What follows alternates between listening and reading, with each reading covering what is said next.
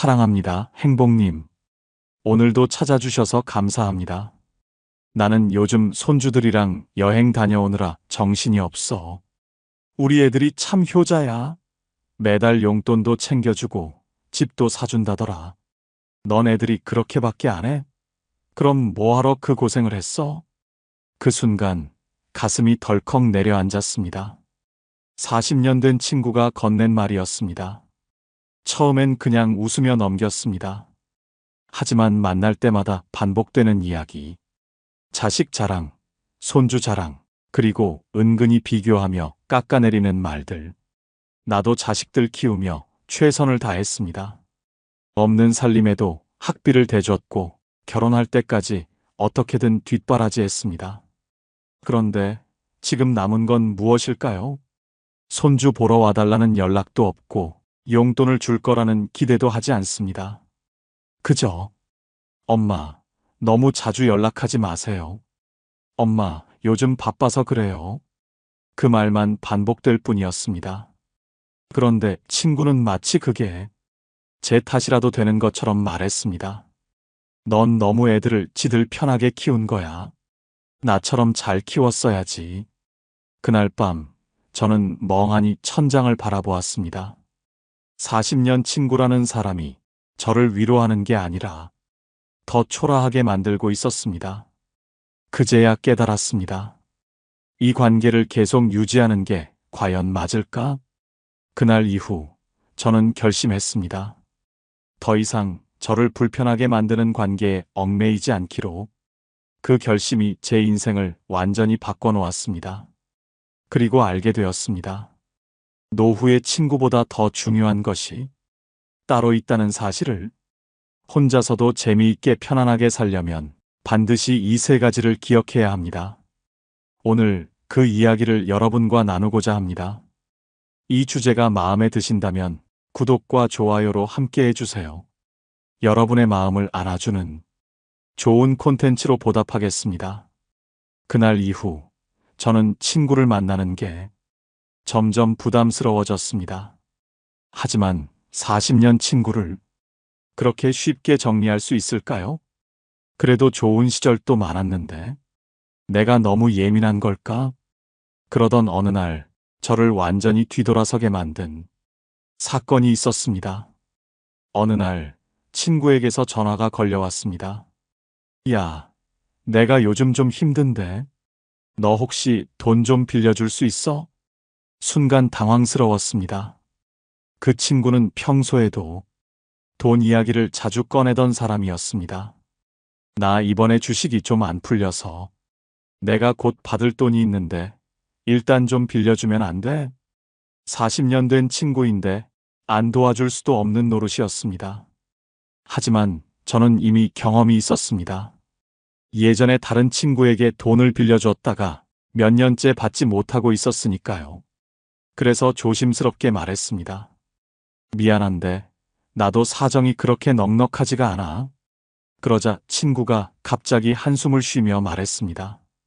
야, 내가 몇십 년 친구인데 그깟 돈 좀 못 빌려줘?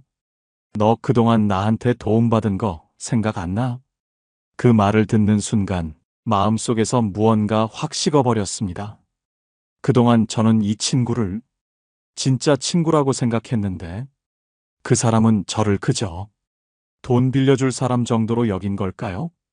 며칠 후 다른 친구에게서 전화가 왔습니다. 너 요즘 자식들한테 서운하다며? 우리 다 모여서 내 얘기했는데 넌 너무 애들한테 퍼주기만 했어. 순간 머릿속이 하얘졌습니다. 제가 했던 개인적인 이야기가 벌써 여러 사람의 입에 오르내리고 있었습니다. 누가 그런 말 했어? 저는 놀라서 물었습니다. 그러자 돌아온 답. 누구긴 누구야. 내 단짝 친구지. 그 순간 온몸에 힘이 빠졌습니다. 믿었던 친구에게 제 속마음을 털어놓았는데 그 이야기가 남들에게 술자리 안주처럼 퍼져나갔던 겁니다. 40년 친구였는데 결국 이 사람도 나를 함부로 대하고 있었던 걸까요? 그 후로도 친구는 계속해서 저를 찾았습니다. 너 내일 시간 있지? 시장 좀 같이 가자. 야, 모임 가야 하는데 내가 차 태워줄 수 있어?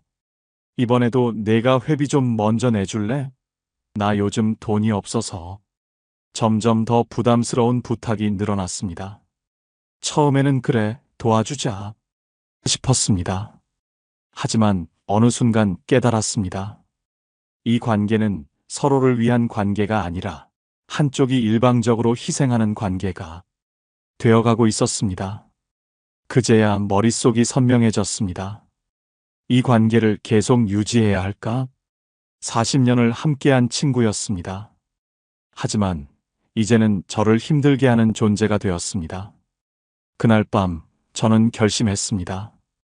이제 나를 불편하게 하는 관계에서 벗어나기로.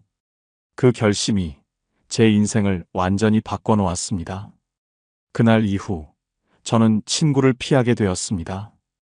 전화가 와도 받지 않고 모임이 있어도 핑계를 대고 나가지 않았습니다. 하지만 40년 된 친구를 그렇게 끊어내는 것이 쉽지만은 않았습니다.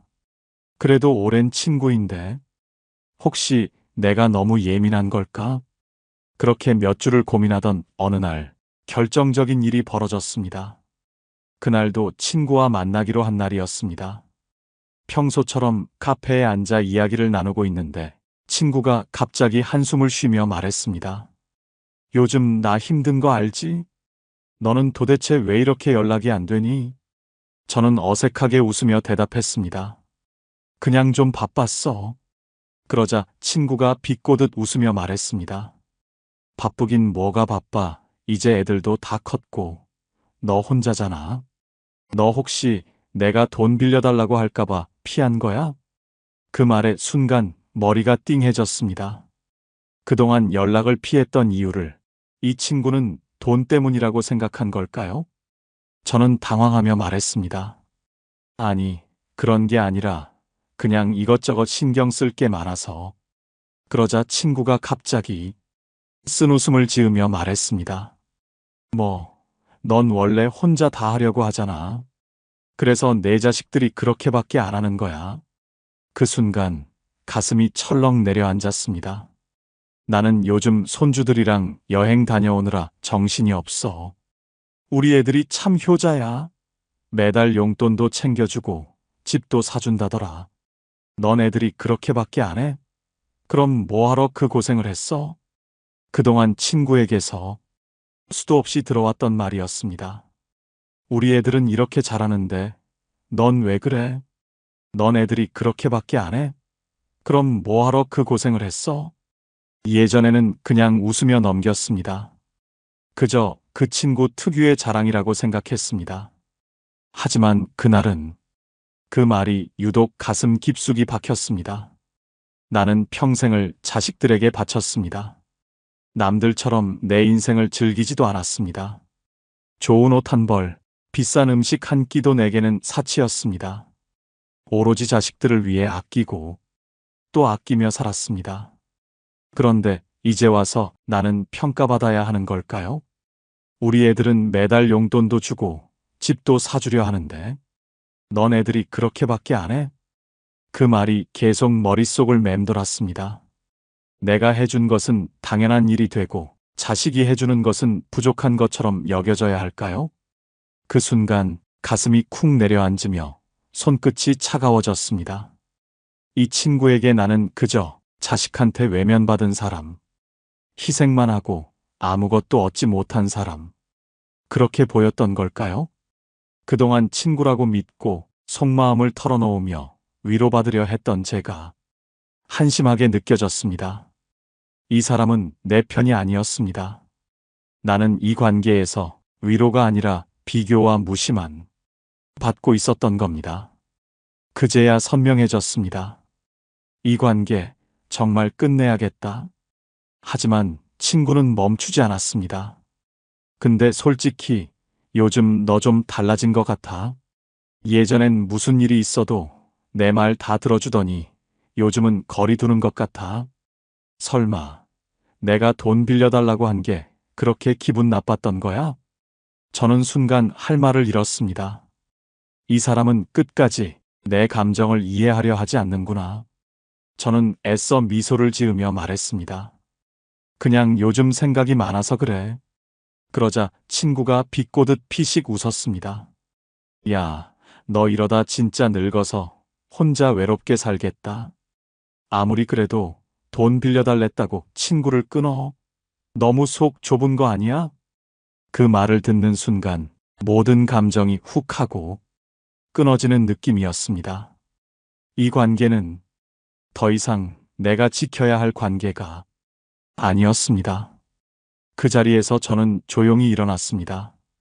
그리고 마지막으로 말했습니다. 그래, 친구는 필요해. 하지만 너 같은 친구라면 이제 없어도 될 것 같아. 그렇게 저는 40년 된 친구와의 관계를 끝냈습니다. 하지만 이상하게도 마음이 개운하지 않았습니다. 이제야 속 시원하겠다. 그런 기분이 들 줄 알았는데 막상 집에 돌아와 혼자 앉아 있으니 마음 한구석이 허전했습니다. 그 친구 하나 끊었다고 해서 제 주변이 텅 빈 것도 아니었습니다. 여전히 안부를 물어오는 지인들도 있었고 이웃들과 가벼운 대화를 나누며 지낼 수도 있었습니다. 그런데도 이상하게 마음이 가라앉고 깊은 생각에 잠기게 되었습니다. 나는 그동안 어떤 관계 속에서 살아왔을까? 나이가 들수록 인간관계가 더 단단해질 줄 알았습니다. 젊을 때는 바빠서 못 챙겼어도 이제는 오래된 인연들이 더 깊어질 거라 믿었습니다. 하지만 돌아보니 그렇지 않았습니다. 젊을 때는 필요에 의해 맺어진 관계가 많았습니다. 직장 동료, 학부모 모임, 친척들, 서로 도움이 필요해서 연락하고 만났던 사람들이 대부분이었습니다. 그런데 나이가 들면서 상황이 달라졌습니다. 직장도 은퇴했고 아이들도 다 자랐고 더 이상 서로에게 필요하지 않은 관계들이 자연스럽게 멀어졌습니다. 그 과정에서 남은 사람은 많지 않았습니다. 이 사람 없으면 내가 외로울까? 정말 힘든 순간에 내 편이 되어줄 사람은 몇이나 될까? 솔직히 말하면 그동안 제 곁에 있던 사람들 중 대부분은 진짜 내 사람이 아니었구나 하는 생각이 들었습니다. 그날 이후 저는 주변 인간관계를 다시 돌아보았습니다. 그동안 저는 관계를 유지하는 데 집중했습니다. 상대가 불편해할까봐 먼저 연락을 했고 나쁜 사람이 되지 않으려고 애썼으며 불편한 감정을 참고서라도 인연을 이어가려고 노력했습니다. 그래도 오랜 친구인데 나만 참으면 괜찮아질 거야. 어쩌겠어. 다들 사는 게 바쁘니까. 스스로를 달래며 감정을 눌러왔습니다. 하지만 이제는 달라져야 했습니다. 그러던 어느 날 카페에 들렀습니다. 혼자 앉아 커피를 마시고 있는데 낯익은 얼굴이 보였습니다. 안녕하세요. 여기서 다 만나네요. 예전에 동네 모임에서 몇 번 본 적 있는 사람이었습니다. 우리는 자연스럽게 인사를 나누고 같이 커피를 마시며 이야기를 나누게 되었습니다. 요즘 어떻게 지내세요? 그 사람은 시종일관 밝은 얼굴로 소소한 일상 이야기를 건넸습니다. 자식 이야기, 건강 이야기, 가벼운 동네 소식들. 그런데 이상하게도 이 대화는 전혀 부담스럽지 않았습니다. 진짜 세월이 참 빠르죠? 예전엔 애들 키우느라 정신없었는데 이제는 이렇게 혼자 여유롭게 커피도 마실 수 있고요. 그 말에 저는 피식 웃으며 고개를 끄덕였습니다.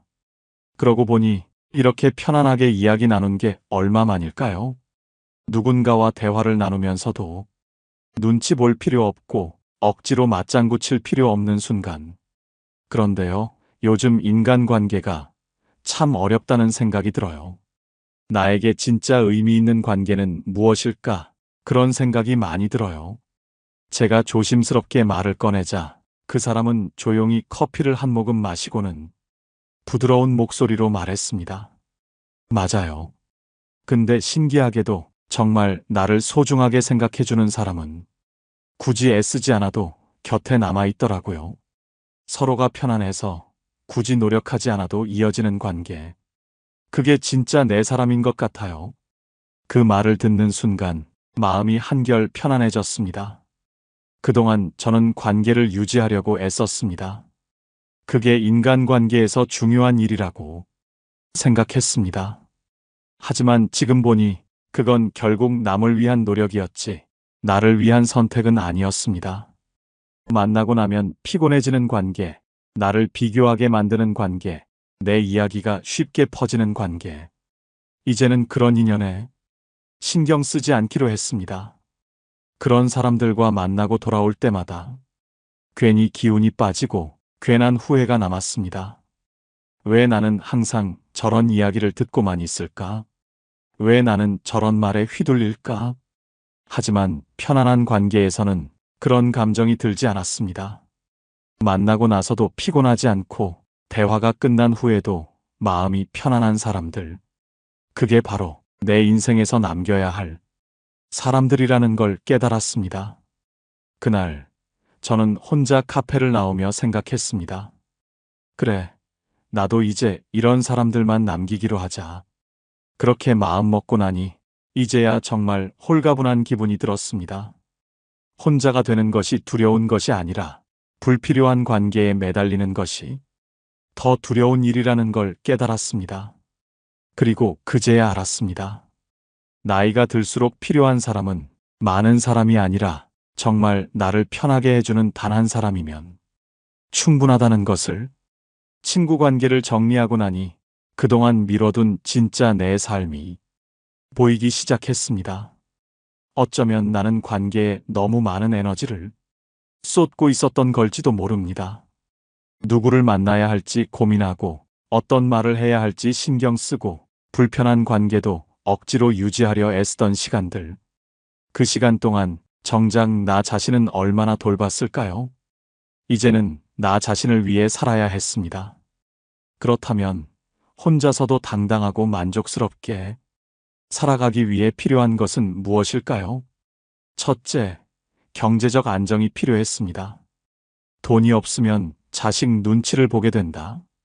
이 말이 참 뼈아프게 다가왔습니다. 젊을 때는 가족을 위해 살면서도 내가 벌면 되는 것이라고 생각했지만 노후에는 상황이 달라집니다. 소득이 줄어들고 몸이 예전 같지 않으니 경제적 불안감이 커질 수밖에 없습니다. 실제로 주변을 보면 경제적으로 여유로운 사람일수록 노후를 자유롭게 살고 반대로 금전적으로 불안한 사람일수록 인간관계에서도 더 많은 상처를 받는 경우가 많았습니다.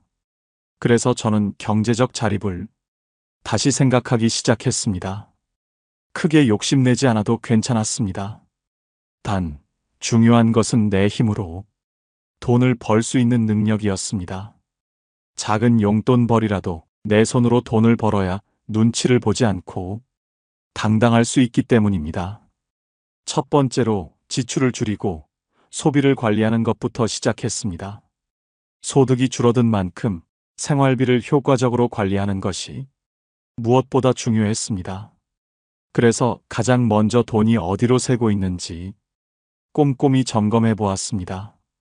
한 달간 모든 지출을 기록해 보니 예상보다 불필요한 소비가 많았습니다. 자동이체로 빠져나가는 정기 결제 서비스, 별 생각 없이 유지하던 보험료, 집에서도 할 수 있는 운동과 취미 활동을 위해 등록한 비싼 강습비, 혹시 필요할지도 모른다며 사둔 생활용품까지.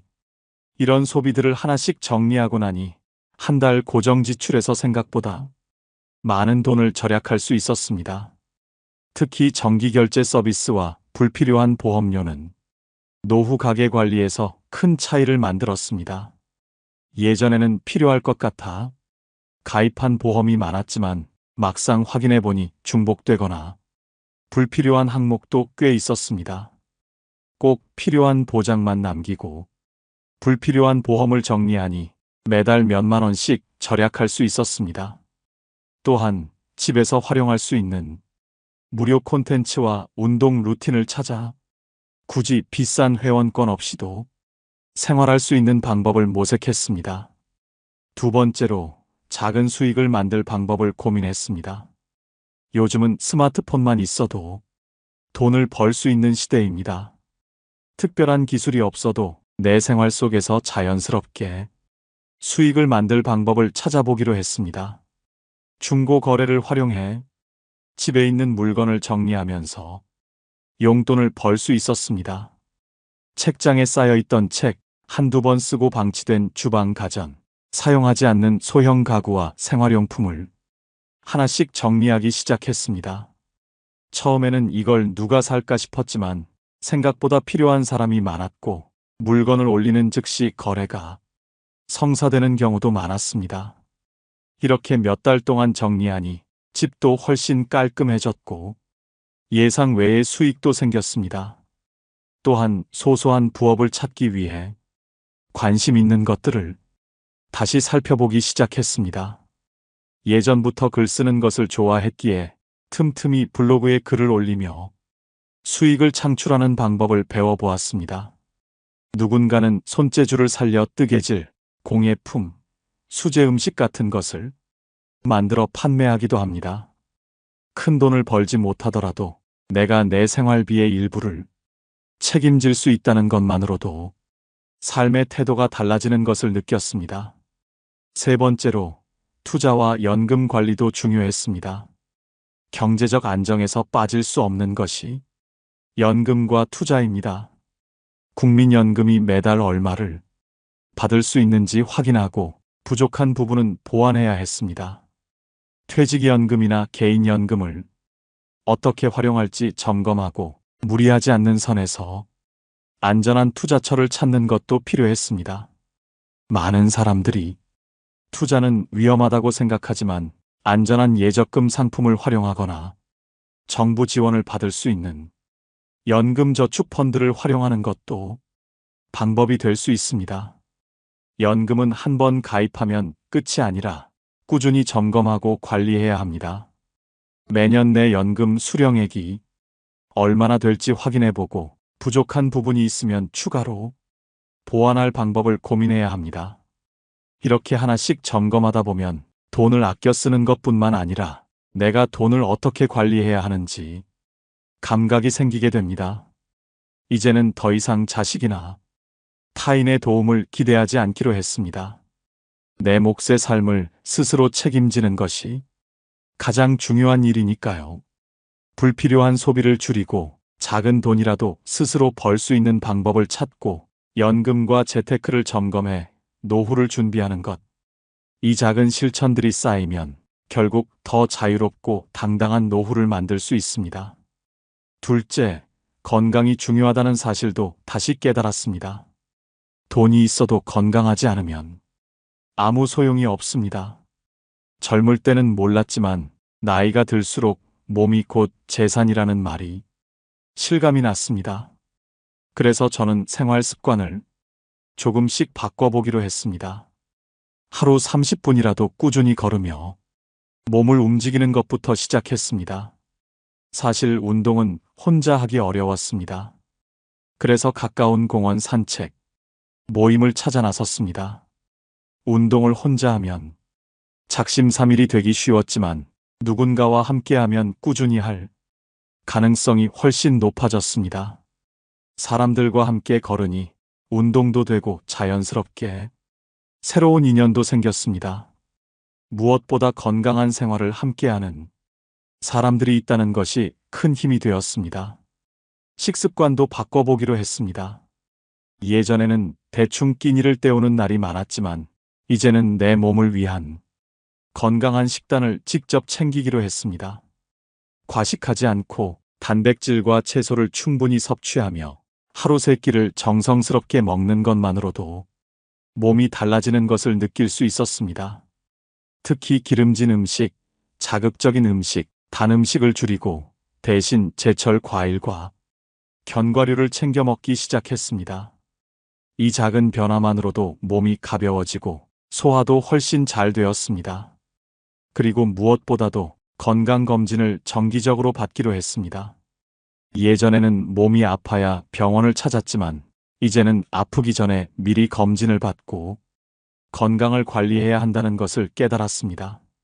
나이가 들수록 질병은 초기에 발견하는 것이 가장 중요하기 때문입니다.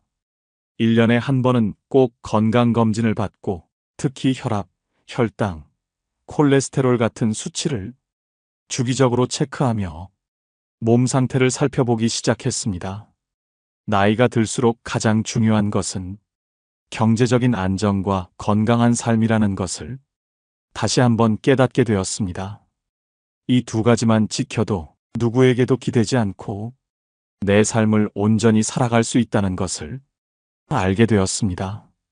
경제적으로 자립하고 건강을 챙기면서도 한 가지가 더 필요했습니다. 바로 마음을 채울 수 있는 무언가였습니다. 돈이 있고 건강이 좋아도 마음이 외롭고 허전하다면 결국 삶의 질이 낮아질 수밖에 없었습니다. 그렇다면 어떻게 하면 노후에도 삶을 즐겁게 만들 수 있을까요? 그 답은 내가 진짜 좋아하는 것을 찾는 데 있었습니다. 젊을 때는 바쁘다는 이유로, 먹고 사는 게 우선이라는 이유로 나를 위한 시간을 갖지 못했습니다.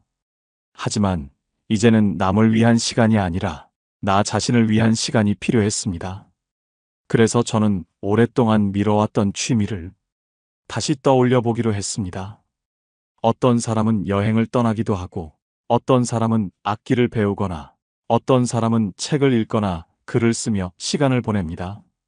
하지만 막상 무엇을 해야 할지 모르겠다는 생각이 들기도 했습니다. 그럴 때는 새로운 것을 해보는 것 자체를 목표로 삼기로 했습니다. 잘하는 것, 못하는 것 따지지 않고 그냥 한번 해보는 것부터 시작하는 것이었습니다. 예를 들면 저는 우연히 동네 문화센터에서 하는 캘리그라피 수업을 듣게 되었습니다. 처음에는 내가 이걸 할 수 있을까? 라는 생각이 들었지만 막상 해보니 손끝에서 글씨가 하나씩 완성될 때마다 묘한 성취감이 들었습니다. 잘해야 한다는 부담 없이 그 순간을 즐기다 보니 이 시간이 정말 내 것 같구나 라는 기분이 들었습니다. 다른 사람들은 각자의 방식으로 삶을 즐기고 있었습니다. 어떤 분은 사진을 찍으며 일상의 순간을 기록했고, 어떤 분은 작은 텃밭을 가꾸며 자연을 가까이 하며 살고 있었습니다. 어떤 사람은 동네 봉사활동을 하면서 새로운 관계를 만들어가고 있었습니다. 그들을 보면서 깨달았습니다. 아, 나이 들었다고 해서 새로운 걸 못하는 게 아니구나. 내가 시도하지 않았을 뿐이지 할 수 있는 게 정말 많구나. 취미라는 것은 단순히 시간을 보내는 것이 아닙니다. 나를 위한 삶을 채우는 중요한 요소가 된다는 것을 알게 되었습니다. 그리고 한 가지 더, 취미를 통해 새로운 인간관계도 만들어질 수 있다는 것을 배웠습니다. 혼자서도 할 수 있지만 같은 취미를 공유하는 사람들을 만나면 더 즐겁고 더 오래 지속할 수 있다는 것이었습니다. 그래서 저는 일부러라도 사람들과 함께 할 수 있는 취미를 선택해 보기로 했습니다. 예를 들면 동네 작은 독서 모임에 나가기도 하고, 사진을 찍어 SNS에 올리면서 같은 관심사를 가진 사람들과 교류하기도 했습니다.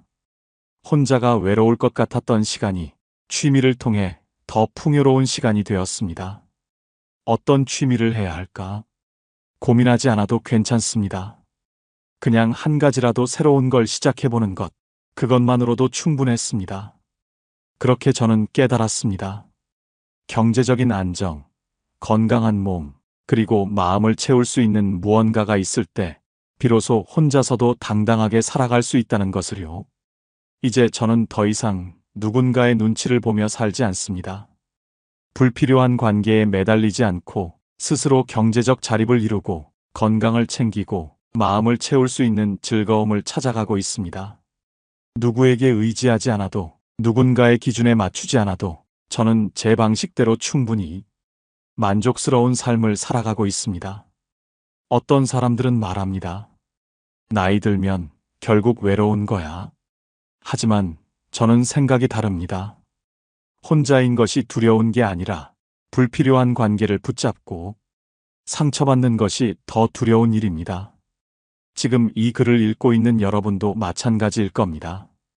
이제는 남을 위한 삶이 아니라 나 자신을 위한 삶을 선택해 보세요.